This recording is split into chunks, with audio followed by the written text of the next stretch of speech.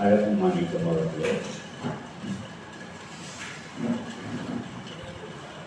செயற்கரிய செய்ய பொறுப்பேற்றிருக்கக்கூடிய செயலர் லயன் எஸ் சரவணன் அவர்களே, பொறுப்பேற்றிருக்கக்கூடிய பொருளாளர் லயன் ஏஆர் அன்பழகன் அவர்களே, ஓராண்டு கடமையை செவ்வனே முடித்து பொறுப்புகளை ஒப்படைத்து மனநிறைவோடு இருக்கக்கூடிய சென்ற ஆண்டு தலைவர், செயலர், பொருளர் மற்றும் ஏனைய தோழர்களே, என் அன்பிற்கு பாத்திரமான பேராசிரியர் லயன் சிவராமன் அவர்களே, அன்பார்ந்த லயன் கே மணி என்னுடைய கலீக் மற்றும் இந்த அரங்கிலே ஒவ்வொருவரும் பெயரை சொல்லி நான் விழிக்கக்கூடிய அளவிற்கு மிக முக்கியமான உறுப்பினர்களாக இருக்கிறீர்கள். அது மட்டுமின்றி கூடுதலாக என்னுடைய நண்பர் சஃபீக் அகமது அவர்கள் இங்கே வந்திருக்கிறார்கள். சமூக தொண்டில் அவர் கொஞ்சம் வித்தியாசமானவர். எல்லோருமே அதில் ஆர்வமாக இருக்கிறோம். 2020ஆம் ஆண்டு கொரோனாவால் பாதிக்கப்பட்டு செத்து விழுந்து கொண்டிருந்தார்கள். நாடு முழுவதும் இறப்புகள், ஒருவரை ஒருவர் நெருங்க முடியாது. வீட்டிலிருந்து சென்ற நபர் இறந்து போனால் பிணத்தை வீட்டுக்கு கொண்டு வர மாட்டார்கள். சில ஊர்களில் தங்கள் சுடுகாட்டில் புதைக்க கூட அனுமதிக்கவில்லை. இதெல்லாம் நிகழ்ந்தது. அந்த காலகட்டத்திலே தன்னுடைய நண்பர்களோடு அந்த பிணங்களை கடமை உணர்வோடு எடுத்து சென்று அந்தந்த சமயத்தவர்களுடைய சடங்கு முறைகளுக்கு ஏற்ப அடக்கம் செய்த என் அருமை நண்பர் சஃபீக் அகமது அவர்கள் ரொம்ப மகிழ்ச்சி அடைகிறேன். ஏனென்றால் இந்த அமைப்பு சமூக சேவையில் அக்கறையுடையது என்பதால் நாம் அனைவருமே ஒவ்வொரு வகையில் நாம் பயணப்பட்டு கொண்டிருக்கிறோம். இது ஒரு அறிவார்ந்த அரங்கம், ரொம்ப பொறுப்பு வாய்ந்த செயல்களை செய்து கொண்டிருக்கக்கூடிய அரங்கம். கூடுதலாக நான் முதலிலேயே சொல்கிறேன், என்னை பேச அழைத்ததற்கு மிகவும் நன்றி. அதில் அழகு மாணிக்கம் அவர்கள் எங்கள் அன்புக்குரியவர். அதில் அவருடைய ப்ராஜெக்டா nurture nature and live with nature என்பதை எடுத்திருக்கிறார்கள். இயற்கையோடு எய்து வாழ வேண்டும் என்பதை அவருடைய ப்ராஜெக்டாக எடுத்திருக்கிறார்கள். கேட்டு எனக்கு ரொம்ப மகிழ்ச்சி. இப்போதான் ஒரு பெரிய அதிர்ச்சியிலேருந்து இன்னும் நாம் மீளலை. நான் அதாவது கேரளாவில் வயநாடு கடந்த ஜூலை 30ஆம் தேதி இரவு 1:30 மணி அளவில் வயநாட்டில் ஒரு நிலச்சரிவு. இந்த செய்தி எல்லாரையும் சென்று முடியுங்காட்டியும் விடிய காலவரை 4 மணிக்கெல்லாம் அடுத்த நிலச்சரிவு. ஊர்கள் இருந்த இடம் தெரியாமல் மண் மூடியது.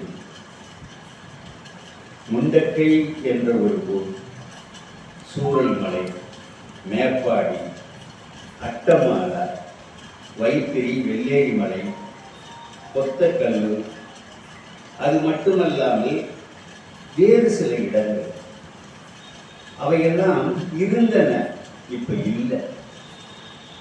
ஒரு ஊர் என்றால் ஒரு 1000 குடும்பம் வரை கூட வாழ்ந்த அந்த பகுதிகள் மண்மூடி இருக்கு. இறப்பின் எண்ணிக்கையை ரொம்ப குறைச்சி சொல்றாங்க. அரசு சொல்லுது 405 பேர் இறந்திருக்கிறார்கள் இதுவரை தெரிந்தபடி என்று. ஆனால் இதை விட பல மடங்கு கூடுதலாக இருக்கும். உறுப்புகள் மட்டும் கிடைக்குது. இப்ப 183 உறுப்புகள் எடுத்திருக்கிறாங்க. ஒரு தந்தையார் தன் மகளினுடைய கையை பார்த்து அழுகிறார். அதில் இருக்கக்கூடிய மோதிரத்தை வைத்து அடையாளம் கண்டு அந்த கைக்கு இறுதிச் சடங்கை அவர் நடத்துகிறார். அனாதையாக விடப்பட்ட குழந்தைகள், அந்த குழந்தைகளுக்கு இப்பொழுது ஒரு அமைப்பு பொறுப்பேற்று அனாதைகளை வளர்க்க முன்னெடுப்புகளை செய்திருக்கிறது. கேரளாக்காரர்கள் தான் இறந்தார்கள் என்றில்லை. தமிழ்நாட்டிலிருந்து சென்ற 25 பேர், மத்திய பிரதேசத்திலிருந்து வந்தவர்கள், ராஜஸ்தானிலிருந்து வந்தவர்கள், பீகாரிகள், இவர்களெல்லாம் இறந்திருக்கிறார்கள். ஒரே வெள்ளக்காடு, எல்லாருமே அழிந்து போச்சு. அதாவது இப்படி வெள்ளம் வருதுன்னு சொன்ன முதல் அறிவிப்பு நீத்து என்ற பெண்ணிடமிருந்து வந்தது. ஆனால் அடுத்த மண் சரிவு நீத்துவை மூடிவிட்டது. இந்த துன்பத்தை, துயரத்தை விளக்குவதற்கு வார்த்தைகளே கிடையாது. அதாவது வாழ்நாள் உழைப்பு, வீடுகளை கட்டியிருந்தார்கள். இன்று அந்த வீடுகள் எல்லாம் இல்லை, உறவுகள் எல்லாம் இல்லை, எல்லாம் அழிந்து போனது. தங்கச்சன் ஒருத்தர் சொல்றார், இனி எதுவும் இல்லை, ஆறு மட்டுமே ஓடுகிறது என்று. ஆறு ஓடுகிறது. இந்த இயற்கையை ஒருவன் அடக்க நினைத்தால் இயற்கை திருப்பி அடிக்கும் என்பதுதான் விதி. இந்த இயற்கையோடு இணைந்து வாழ்வதுதான் வாழ்க்கை. தமிழர்கள் அப்படித்தான் வாழ்ந்தார்கள். சங்க காலத்திலும் கூட குறிஞ்சின் உள்ளே மருதம் நெய்தல் பாலை என்பது நில அந்த திணைகளின் பெயர். அந்த திணைகளுக்கு ஏற்ப தொழில்கள், அப்படி வாழ்ந்தார்கள். இது நவீன காலம், அது சாத்தியமில்லை. ஆனால் இயற்கையை அழித்து வாழ்வது என்பது தொழில் புரட்சி காலத்தில் இருந்து தொடங்கியது.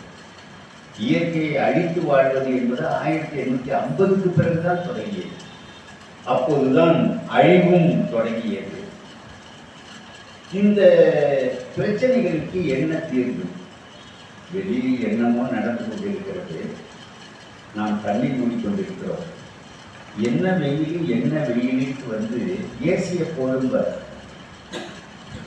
வெயில் கடுமையா இருக்கு, அதற்கான காரணம் என்ன என்று நாம சிந்திக்கல. வெயில்ல மேக வெடிப்பு என்கிறார்கள். ஒரு மேகம், ஒரு பெரிய மூட்டை நிறைய தண்ணி கிட்ட கொண்டு போய் அப்படியே வெடிச்சு விட்டா எப்படி கொட்டுமோ அது போல மழை. விவரிக்க சொற்கள் இல்லை. அப்ப இதற்கு காரணம் என்ன? மழையா? தீர்வு குடை. வெயிலா? ஏசி என்பது தீர்வு என்று நாம நினைச்சுக்கிறோம். ஆனால் மாற்றங்கள் நிகழ்ந்து கொண்டே இருக்கின்றன. அந்த மாற்றங்கள் என்பது நமக்கு அழிவை கொண்டு வருது. இப்ப என்ன காரணம் அப்படின்னு சொல்லி இப்ப ஆய்வு செய்கிறோம். என்ன காரணம்? வயநாடுல இப்படி நிகழ்ந்ததுக்கு என்ன காரணம்? கடுமையான மழை, கற்பனைக்கு எட்டாத அளவுக்கு மழை.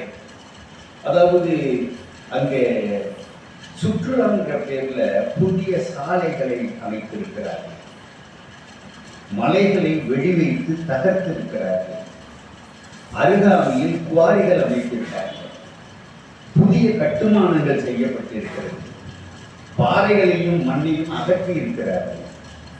காடுகள் இருக்கிற வரை அது பத்திரமாக இருக்கும். காடுகளை அகற்றிவிட்டு தேயிலை தோட்டங்களை அமைத்தால், இது ஒரு வகை பயிரிட்டால் அந்த இடம் அப்படியே மழையில் கழண்டு நகரும். அப்படித்தான். அதாவது மொட்டையடித்து கொண்டு ஒருத்தர் தோப்பா வச்சிருந்தா எப்படி நகருமோ அதுபோல அந்த மழையில் நகர்ந்து போனது. இது குறித்து நாம் இதற்கு யாரை குறை சொல்வது என்றால் மனிதனைத்தான் குறை சொல்ல வேண்டும். இந்த மழை, கடுமையான மழை, 28, 29 அந்த மண் சரிவுக்கு முதல் நாள் 2 நாள்ல 572 மில்லிமீட்டர் மழை பொழிந்திருக்கிறது.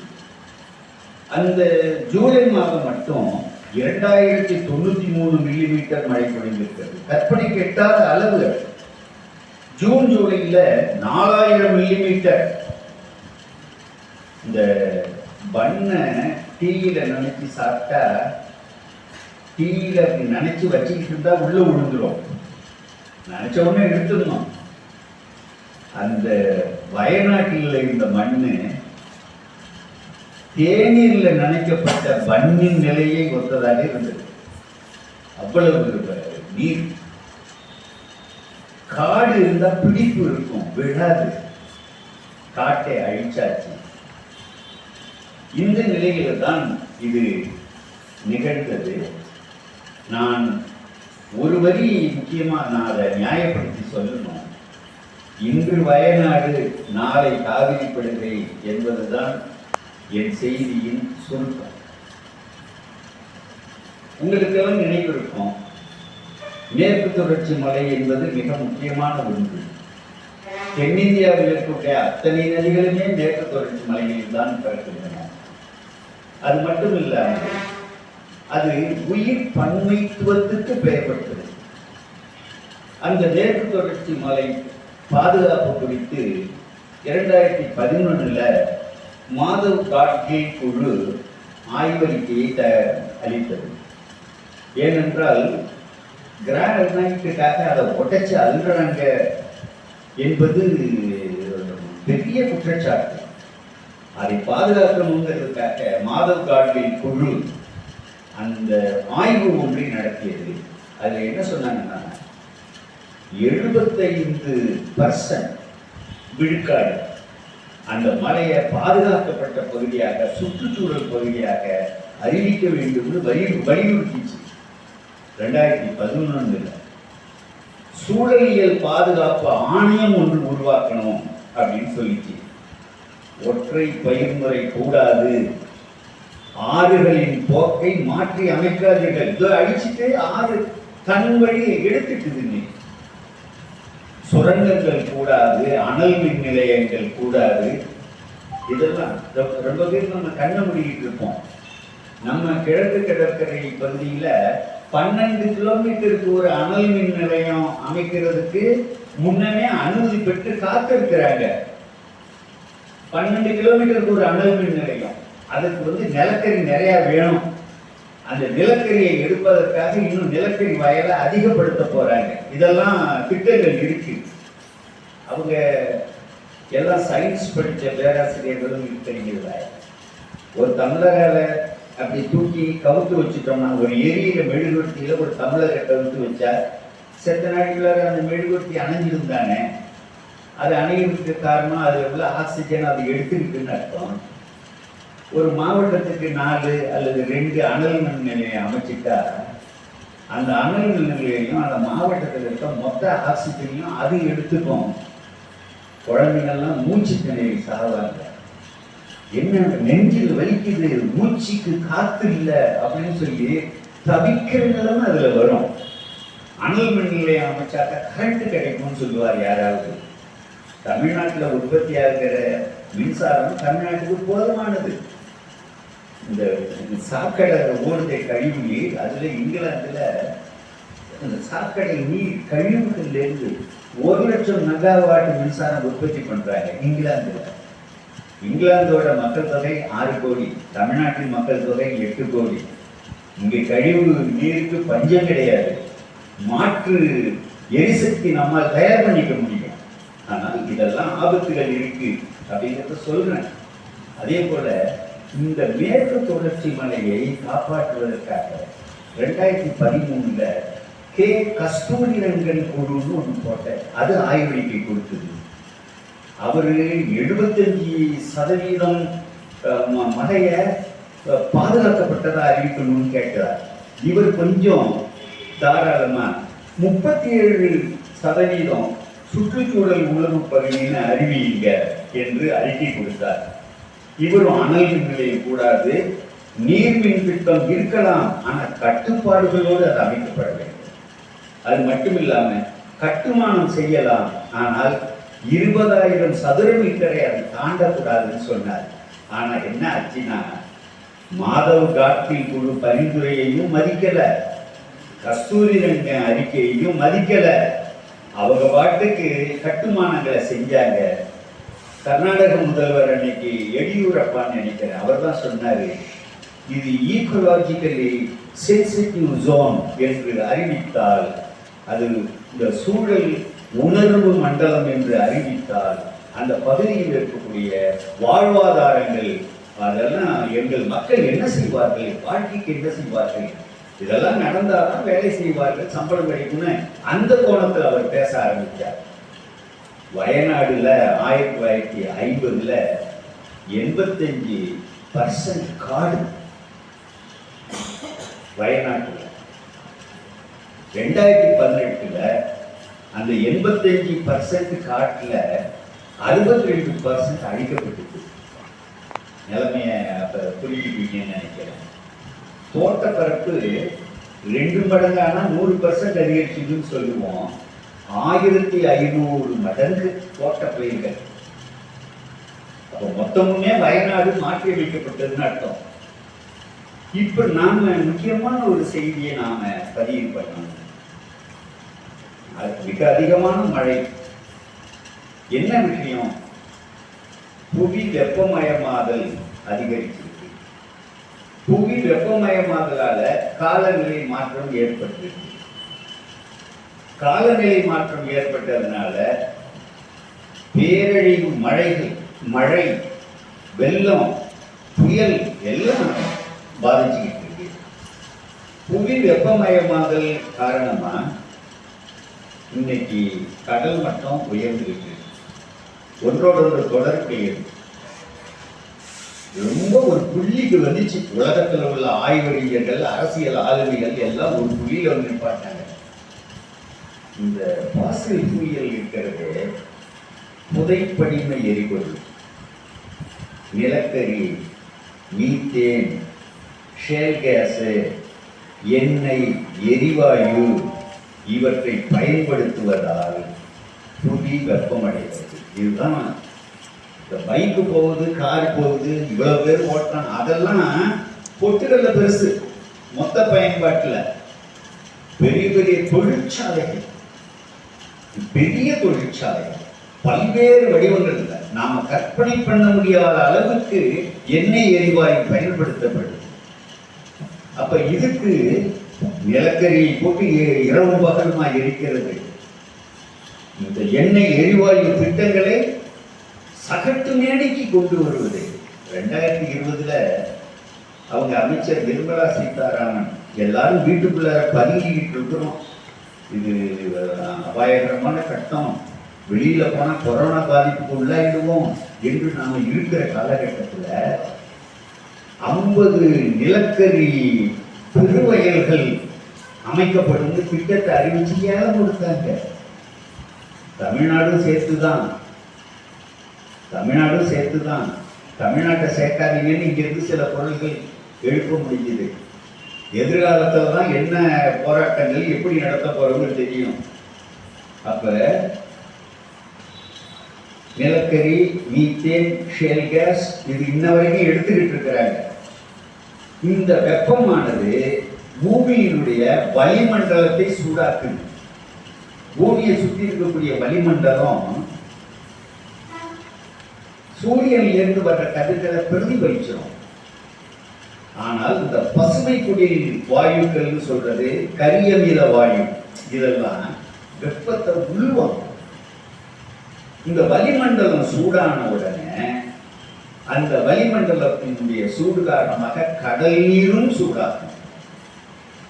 இதனால பூமியில் இருக்கக்கூடிய அண்டார்டிகா பகுதி, குறிப்பா துருவ பகுதியில் இருக்கக்கூடிய அந்த பனிப்பாறைகள் எல்லாம் உருகி கடல் மட்டம் உயர்ந்துகிட்டு இருக்கு. அப்ப இந்த புதைப்படிம எரிபொருள், புவி வெப்பமாயதல், புவி வெப்பமானதனால் பனிப்பாறைகள் உருகி வருவது, அது பனிப்பாறைகள் உருகுவதால் கடல் மட்டம் உயர்ந்து கொண்டே வருவது. இப்பதான் நமக்கு கூடுதல் அபாயம் என்னன்னா, கடல் மட்டம் உயர்வதால் பல நகரங்கள் மூழ்க போகின்றன.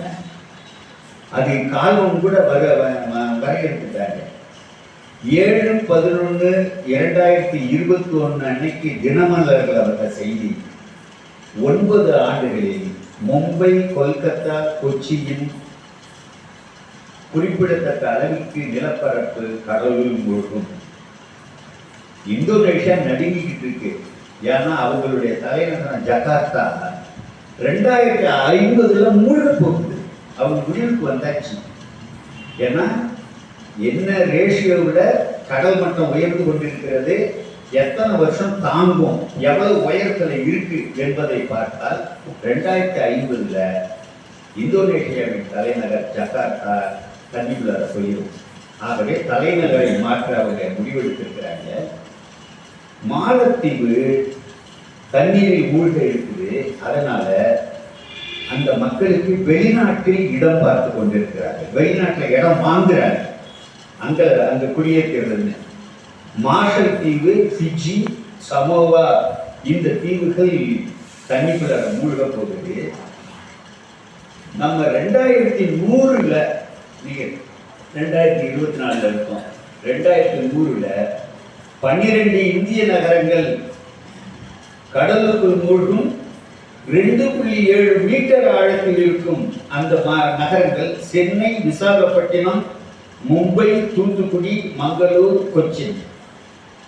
நம்ம ரொம்ப கூடுதலா ஆண்டுதோறும் எவ்வளவு உயர்ந்து 1850 என்னவா இருந்தது, இப்ப என்னவா இருக்குது, இதெல்லாம் நம்ம கணக்கு பண்ண வேண்டாம்னு நினைக்கிறேன்.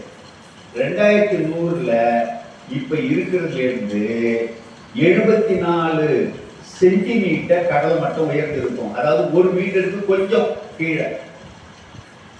அதுல என்ன நாம நினைப்பு வச்சுக்கணும்னா, The Center for Study of Science, Technology and Policy என்ற ஒரு நிறுவனம், அது இப்ப அறிவிச்சிருக்கிறாங்க 2024 இந்த ஆண்டு இந்த மாதம் 4ஆம் தேதி மாலை மலர்ல அந்த செய்தி வந்திருக்கு.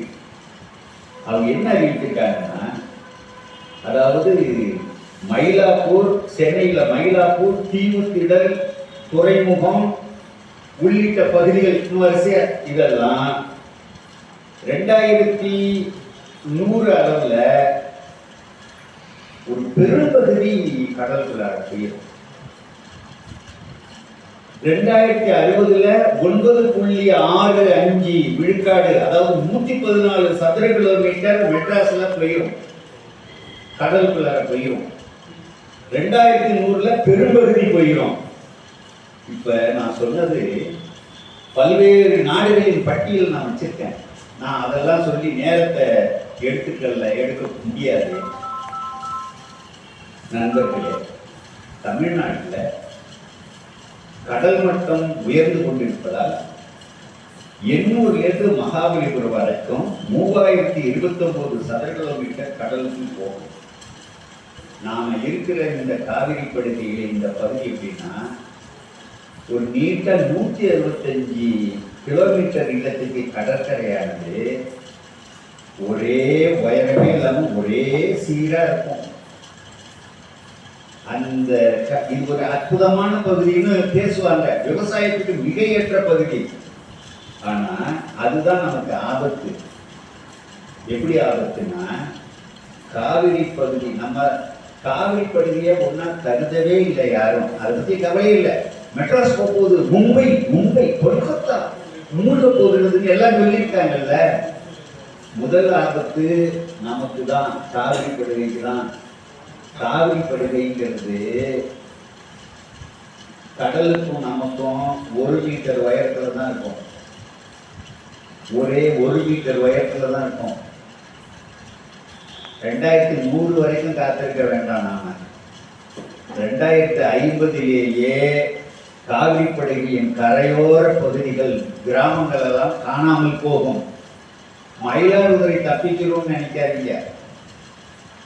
மயிலாடுதுறையில ரொம்ப உச்சி இருக்கிற பழைய கணக்கு இது ஒண்ணு ரொம்ப இல்லை. அதாவது எப்படின்னா, கடல்கிட்ட போய் நின்று அப்படியே திரும்பி நடந்தோம்னா 1 கிலோமீட்டர் நடந்தா கடல் மட்டத்திலிருந்து 1.5 இன்ச்சு கூடும். இன்னொரு கிலோமீட்டர் நடந்தா இன்னொரு 1.5 இன்ச்சு கூடும். இது ஒரு அதிசயமானது. விவசாயத்துக்குனே இந்த நிலப்பரப்பு இது. அப்ப கடல் மட்டம் 1 மீட்டர் உயரம்னா 3 அடி உயரதுன்னு தானே அர்த்தம். அவ்வளவு உயரத்துல தான் இருக்கு காவிரி படுகை. காவிரி படுகைங்கிறது உள்ளார போயிடும். நான் உங்களுக்கு இன்னும் சொல்ல போனா இன்னும் நல்லா தெளிவா சொல்ல வேண்டியிருக்கு. ஒரு பக்கம் பூமி உள்வாங்கிக்கிட்டு இருக்குது. இங்க நமக்கு அதுல தானே இருக்கோம் அப்படின்னு நினைக்க கூடாது. நம்ம அதுலதான் இருக்கோம். பூமி உள்வாங்கிக்கிட்டு இருக்கிறது நமக்கு தெரியல. எண்ணெய் எரிவாயு எடுக்கும் போது உள்ள கூடு உருவாகுது. எண்ணெய் எடுக்கும் போது எண்ணெய் மட்டும் வராது, எண்ணெயோடு எரிவாயுவும் தண்ணீரும் பெருமளவு சேர்ந்துதான் எடுப்பாங்க. எவ்வளவுக்கு எவ்வளவு எடுக்கிறதோ அதுக்கு தகுந்தபடி ஒண்ணு கடல் நீர் உள்ள வந்து நிரப்பணும், அப்படி இல்லைன்னா நிலம் உட்காரும். கிருஷ்ணா கோதாவரி படுகையில நிலம் உட்கார்ந்துடுச்சு. சில இடத்துல 3 அடி ஆழமும் சில இடத்துல 6 அடி ஆழமும் நிலம் உட்கார்ந்து இருக்குது. சில இடத்துல ஆத்துல போற தண்ணி பாலத்துக்கு கீழே போகாம பாலத்துக்கு மேல போகுது. இதை யார் ஆய்வு செய்கிறா அப்படின்னு சொன்னா G Krishnarao, geologist, Andhra university, 30 ஆண்டு காலம் இதை பற்றி ஆய்வு செஞ்சிருக்கிறார். அவர் என்ன சொல்றாருன்னா 1.5 அடியிலிருந்து 5.4 அடி வரை பூமி உள்வாங்கி இருக்கிறது கிழக்கு கோதாவரி பகுதியில என்று சொல்றார். இது நான் சொல்றதுக்கு காரணம் இருக்கு. தி ஹிந்து என்ன நம்பக்கூடாது, பத்திரிகை செய்தி அனுப்புங்க அறிக்கைய. தி ஹிந்து 23 ஜூலை 2017 வந்த செய்தி இது. 5.4 அடி வரை அப்படின்னா என்ன அர்த்தம்? 6 அடின்னு வச்சுக்கோ ஒரு கணக்குக்கு. 2 மீட்டர் உள்வாங்கி இருக்கு. கோதாவரியில கிழக்கு கோதாவரியில 2 மீட்டர் உள்வாங்கின மாதிரி காவிரி படுகையில 1 மீட்டர் உள்வாங்கினாலே கடல் வந்துடுச்சு. அது ஒரு வசதி என்னன்னா, சிவராமன் ஜன்னலை திறந்து கடலை பார்த்துக்கலாம். நம்ம இதெல்லாம் முடிஞ்சு மயிலாடுதுறைக்கு வரும்னு வச்சுக்கோங்க.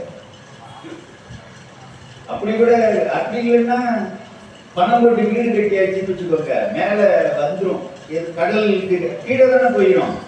அப்ப என்ன செய்யணும்னா இந்த உடுப்பெல்லாம் போட்டுக்கிட்டு ஆக்சிஜன் சிலிண்டரை முதுகுல கட்டிட்டு மணி கிட்ட சொல்லணும், மணி அப்படியே வெயிட் பண்ணுங்க, நான் ஒரு முக்கியமான பேக் ஒன்று அங்கே வச்சிருக்கேன், போய் எடுத்துக்கிட்டு வந்துடுறேன்.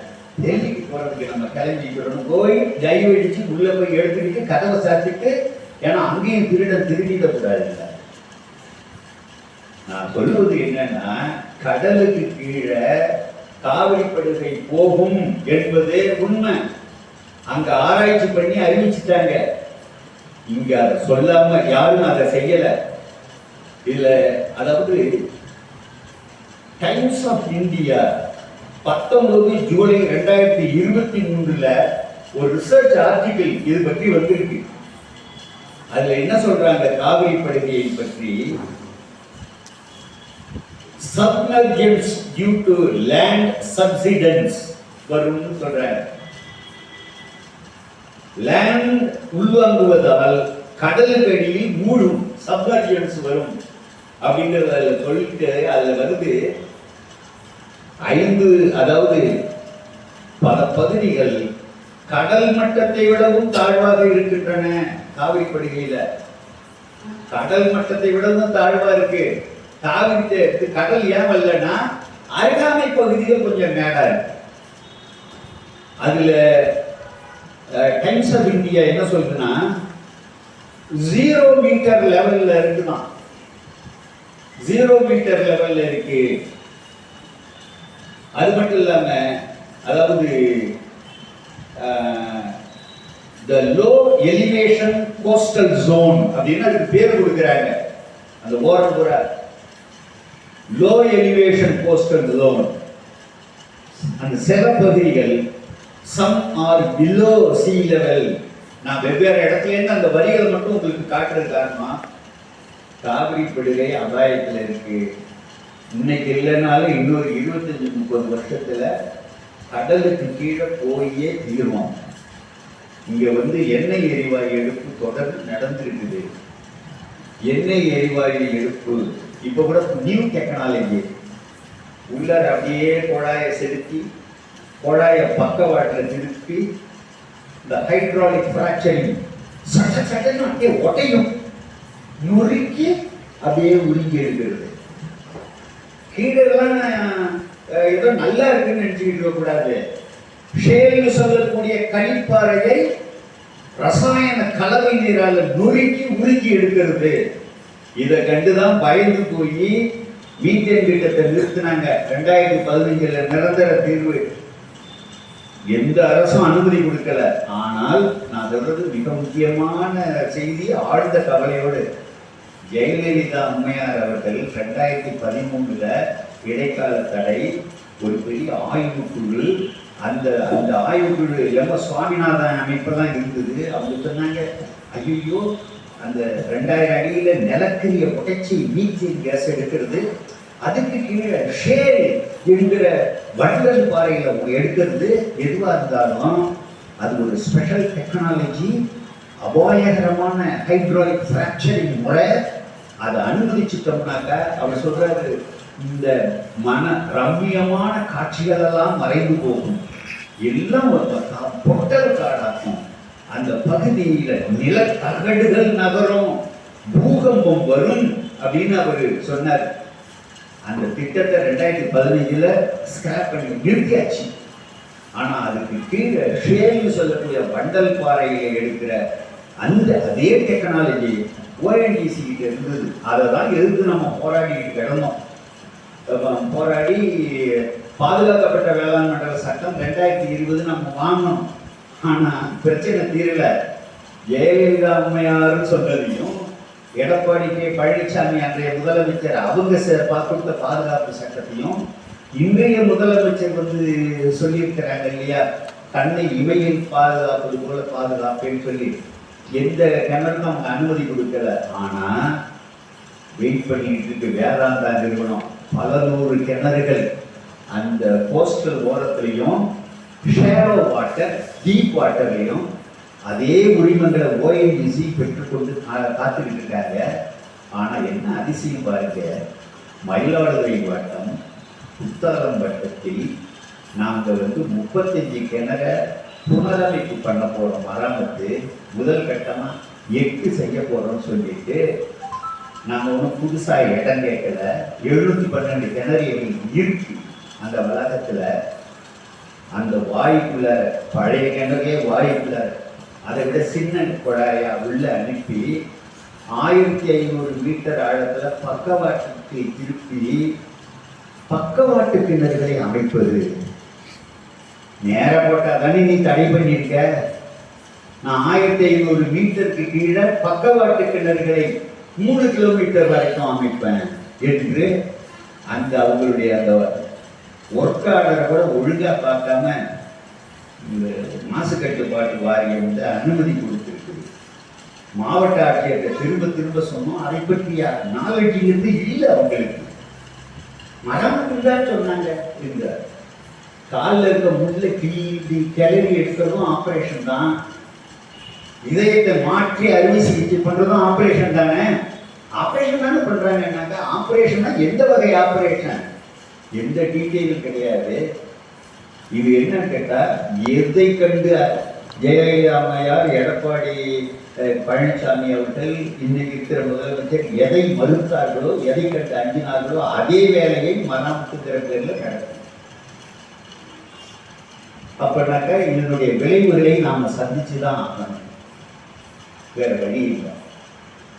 நம்ம வயநாட்டுக்கு எழுந்து நம்ம அஞ்சலி செலுத்தணும் இல்லையா? நமக்கு யார் அஞ்சலி செலுத்த போகிறார்கள்? நான் கற்பனையா சொல்லியிருந்த ONGC திட்டத்துக்கும் அவங்களுடைய பேப்பரை நான் கைப்பற்றிக்கிட்டேன். அவங்க ஃபைல்ல இருக்க பேப்பரை கூட நான் எப்படியாவது பெற்றுட்டுதான்னு வச்சுக்கோங்க. இதுக்கு அன்னைக்கு ஆடியோ முன்னிலையில பேச்சுவார்த்தை நடக்கும்போது எங்களுக்கு அந்த திட்டமே கிடையாதுன்னு நான் எடுத்து பேப்பரை ஆட்டினேன். நீங்க வச்சிருந்த திட்டம் 21/6/2024 அன்னைக்கு உங்க கையில இருந்த பேப்பர் இதுன்னு சொல்லி எடுத்து காட்டினேன். அதனால நான் கூடுமான வரைக்கும் அதிக நேரம் எடுத்துட்டேன்னு நினைக்கிறேன். இந்த சிக்கலை நீங்க கொஞ்சம் ஆழ்ந்த கவலையோடு இதை பரிசீலிக்கணுங்க, வேற வழி இல்லை.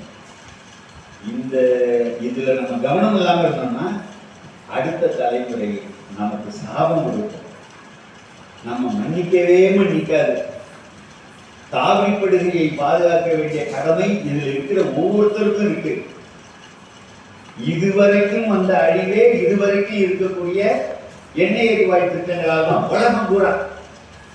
அதுதான் 2015 பாரிஸ் மாநாடு போட்டு எல்லாத்தையும் நம்ம குறைக்கணும், 1.5 செல்சியஸ்குள்ளார வச்சுக்கணும், இனிமேலுக்கு அதை தாண்டக்கூடாது, வெப்பம் மயமாகிறது அப்படின்னு முடிவெடுத்தாங்க.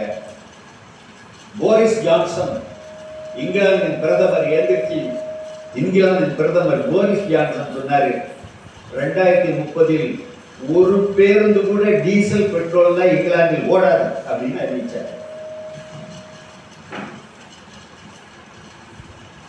நாமும் அது மாதிரி செய்ய வற்புறுத்தணும். காவிரி படுகையை காப்பதை உங்கள் கடமையாக கைக்கொள்ளுங்கள் என்ற வேண்டுகோளோடு என் உரையை நிறைவு செய்கின்றேன். ரொம்ப நன்றி உங்கள் அனைவருக்கும். ரொம்ப மகிழ்ச்சி.